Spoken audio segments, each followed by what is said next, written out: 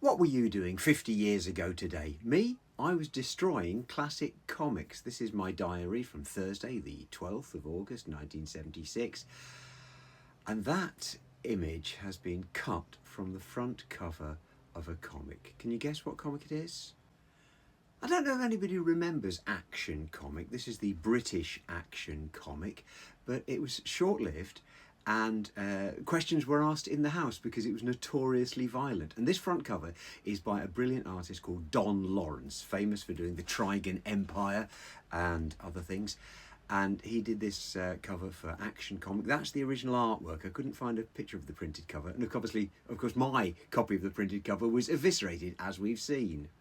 Because I would do this all the time, cut out the pictures from Look-In Comic because they were shiny and glossy, and the cover of Action Comic because it was printed on litho in glorious colour, and then I stick it in my diary for nobody to see for the next 50 years. As for what else I got up to, my record for the day was You're Gonna Miss Somebody. Yes, You'll Never Find Another Love Like Me by Lou Rawls, hilarious name.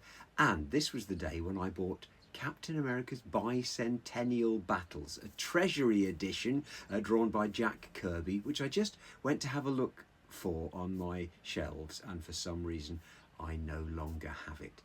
But it was good while it lasted, and there was some rubbish on TV. And the next day, Friday the 13th, I did this. I drew my diary page landscape instead of portrait. Oh, what a revolutionary I was. I just wanted to do the inside of a building, and I had this I loved the idea of having a half timbered old building. I think one of my parents' friends had an old house with half timbering inside, and I thought that was the coolest thing because we lived in a 1960s house.